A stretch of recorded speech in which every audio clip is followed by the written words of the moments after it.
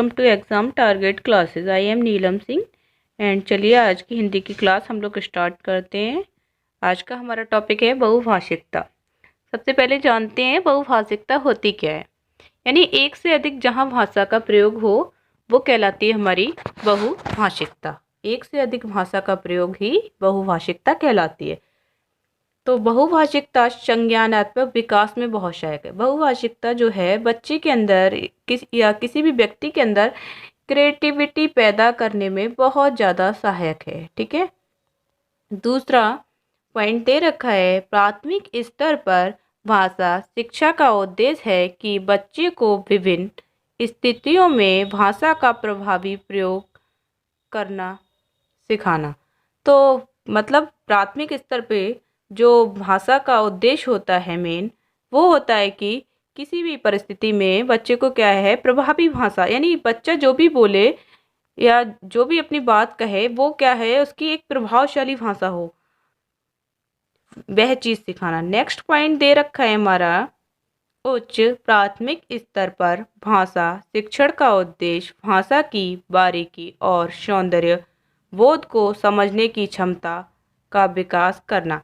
उच्च प्राथमिक स्तर यानी फिफ्थ से ऊपर वाले, जो फिफ्थ से ऊपर 6 to 8 जो आता है हमारा 8th क्लास के बच्चे, यानी वो हमारे उच्च प्राथमिक स्तर के बच्चे कहलाते हैं। उनको भाषा का जो हम ज्ञान कराते हैं, भाषा पढ़ाते हैं, तो उसका उद्देश्य होता है कि भाषा की हम उनको बारीकी और सौंदर्य के बारे में समझाएं या पढ़ाएं। नेक्स्ट पॉइंट दे रखा है हमारा, छात्रों को शुद्ध सरल स्पष्ट ढंग से आत्म अभिव्यक्ति योग्यता उत्पन्न करना। यानी बच्चे को भाषा पढ़ाने का एक उद्देश्य ये भी होता है कि बच्चा क्या है, सबसे पहले शुद्ध और सरल स्पष्ट ढंग से क्या है, अपनी बात कह सके। नेक्स्ट पॉइंट है, दूसरों की बातों को ध्यान से सुनना और सुनी गई बातों पर टिप्पणी देना।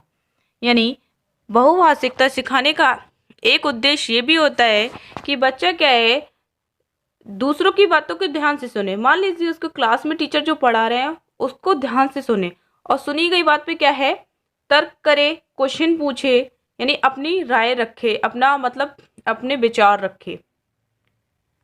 नेक्स्ट हमारा पॉइंट दे रखा है, कक्षा में विभिन्न भाषाओं का प्रयोग करना सांस्कृतिक आदान प्रदान का माध्यम है। भिन्न भाषाओं के प्रयोग से सभी छात्रों को एक दूसरे की भाषा समझने का अवसर मिलता है तथा अपनी मातृभाषा का सम्मान करने के साथ ही दूसरों की भाषाओं एवं संस्कृतियों का सम्मान करना सीखते हैं।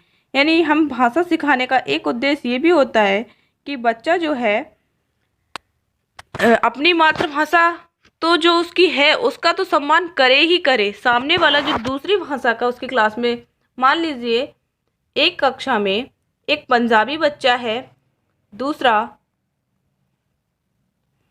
अंग्रेजी बोलने वाला बच्चा है, तो वो क्या है, उन बच्चों में आपस में क्या हो, एक दूसरे की मातृभाषा का सम्मान करने की भावना पैदा होना चाहिए। मतलब बच्चे क्या है, अपनी एक दूसरे की मातृभाषा का सम्मान करें। ठीक है, ये एक उद्देश्य होता है।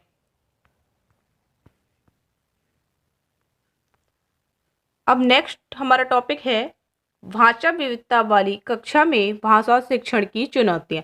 यानी जहां एक से अधिक भाषा, जिस क्लास में, जिस कक्षा में टीचर क्या है, एक से अधिक भाषा वाले बच्चों को फेस करता है, तो उसे क्या क्या चुनौतियों का सामना करना पड़ता है। तो पहला पॉइंट है, क्षेत्रीय भाषाओं का छात्रों पर प्रभाव।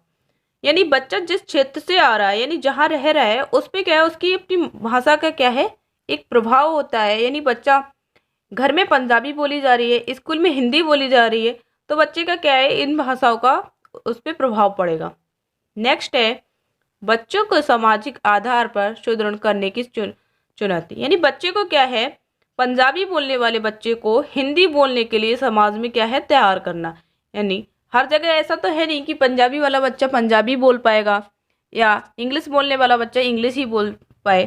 समाज में क्या है, बच्चा जब निकलता है, बैठता है, तो क्या है, उसको हर प्रकार से क्या है, तैयार करना। नेक्स्ट है, बच्चों में संप्रेषण कौशल विकास करने की चुनौती। यानी बच्चों में क्या हो, संप्रेषण यानी आपस में आदान प्रदान, अपने मतलब विचारों का आदान प्रदान करने की एक चुनौती। यानी बच्चे क्या है, अपनी बात दूसरों तक रख पाएं और दूसरों की बात समझ पाएं। नेक्स्ट पॉइंट हमारा दे रखा है, छात्रों में भाषाई कौशलों का विकास करने की चुनौती। नेक्स्ट है, अध्यापक को विभिन्न भाषाओं संबंधी ज्ञान की चुनौती।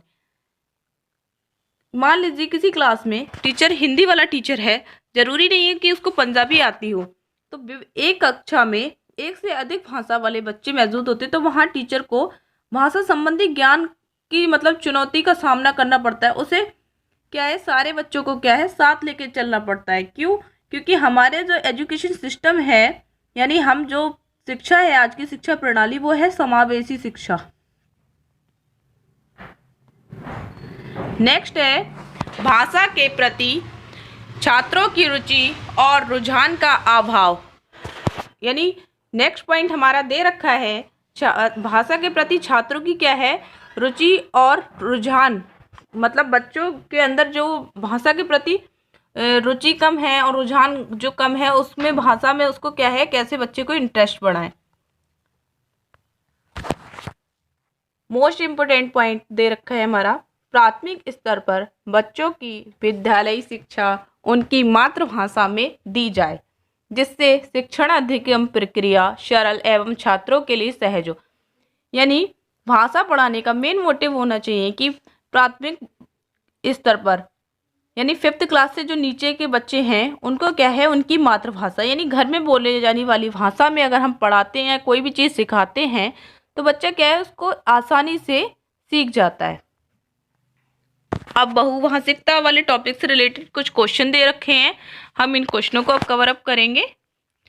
तो हमारा पहला आज का क्वेश्चन है, बहुभाषिकता भाषा नीति बनाने में बहुत बड़ी बाधा है। दूसरा, बच्चे की अस्मिता का निर्माण करती है। तीसरा पॉइंट है, भाषा की कक्षा में अनेक प्रकार की समस्याएं उत्पन्न करती है।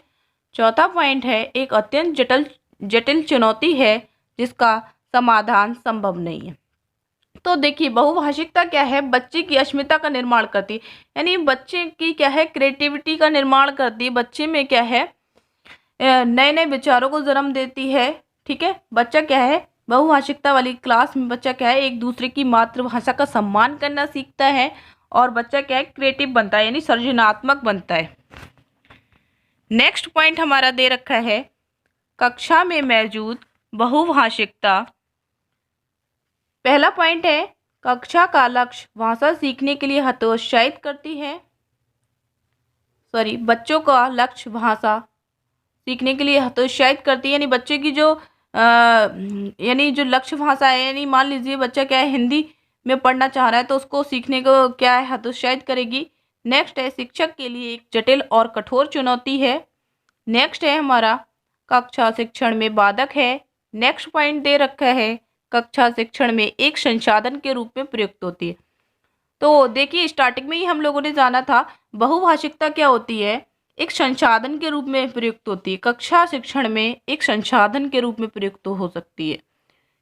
इसमें क्या है, बच्चे को एक दूसरे से सीखने का मौका मिलता है। एक दूसरे से बच्चे क्या है, संप्रेषण के माध्यम से सीखते हैं। एक दूसरे से संप्रेषण के माध्यम से सीखने का मौका मिलता है।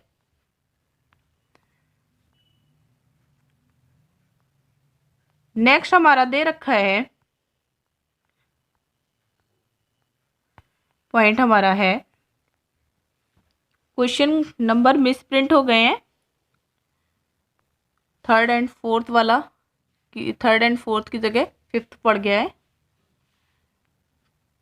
नेक्स्ट हमारा पॉइंट है, हिंदी भाषा की पाठ्य पुस्तक में लोकगीतों को शामिल करने का कौन सा उद्देश्य सबसे कम महत्वपूर्ण।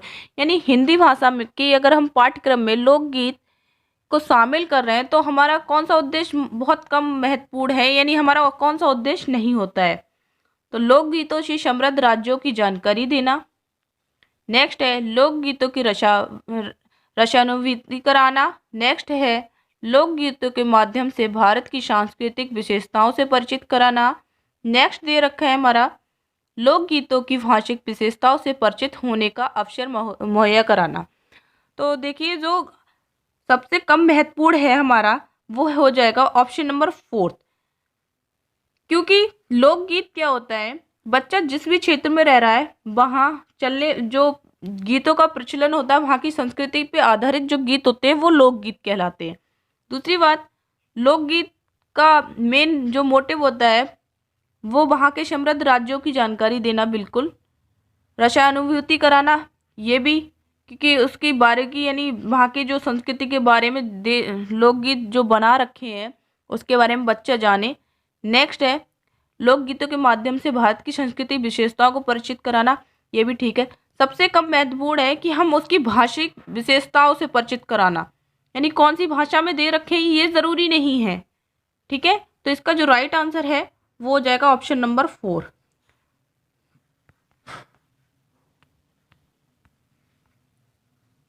नेक्स्ट है हमारा एक बहुसांस्कृतिक पृष्ठभूमि वाली कक्षा में भाषा सीखने से संबंधित कौन सा विचार उचित है।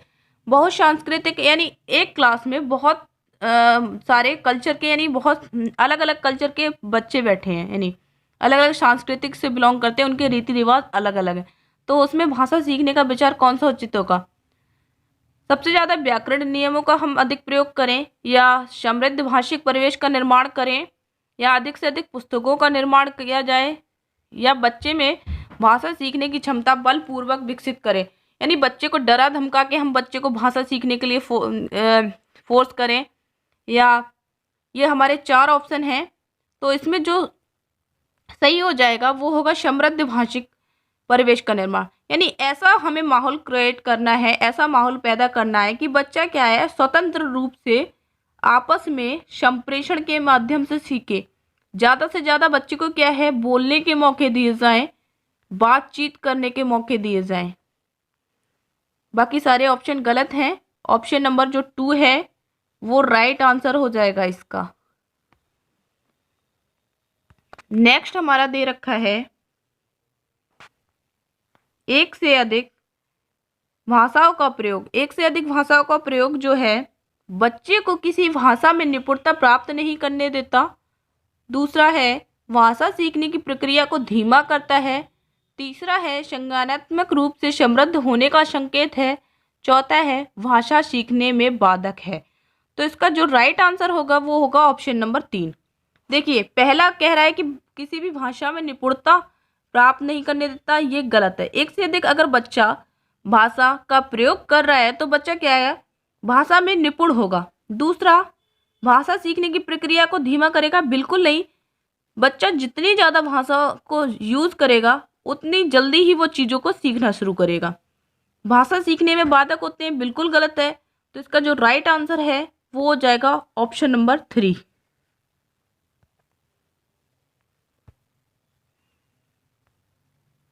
नेक्स्ट दे रखा है मातृभाषा में शिक्षा से। पहला पॉइंट है ऑप्शन दे रखा है इसका कक्षा में पढ़ाई करने में सुविधा होगी। दूसरा है शिक्षार्थियों की अधिक प्रतिभागिता। तीसरा बेहतर परिणाम निकलेंगे। चौथा उपरोक्त सभी। इसका जो राइट आंसर है वो हो जाएगा ऑप्शन नंबर 4। ऑप्शन नंबर 4 इसलिए होगा क्योंकि पढ़ाई करने में बच्चे की अगर उसकी मातृभाषा यानी घर में बोली जाने वाली भाषा या उसके जो जिस समाज में वो रह रहा है या जिस परिवेश में रह रहा है उस भाषा में हम बच्चे को सिखाते हैं तो उसको पढ़ाई करने में सुविधा होगी, वो चीज़ों को अच्छे से समझेगा। दूसरा बच्चा में प्रतिभागिता की एक भावना जागृत होगी, परिणाम भी बेहतर निकलेंगे। इसलिए इसका जो राइट आंसर है वो हो जाएगा ऑप्शन नंबर 4। नेक्स्ट हमारा दे रखा है आपकी कक्षा में कुछ विद्यार्थी सड़क को सरक बोलते हैं। सड़क को सरक बोल रहे हैं तो इसका सबसे संभावित कारण क्या है। पहला ऑप्शन है लापरवाही का होना। दूसरा उनकी मातृभाषा का प्रभाव। तीसरा उन्हें हिंदी ना आना। चौथा सुनने में समस्या। तो देखो लापरवाही होना भाषा में ये चीज़ गलत है, नहीं कह सकते कि कोई बच्चा भाषा सीखने में भाषा बोलने में लापरवाही कर रहा है।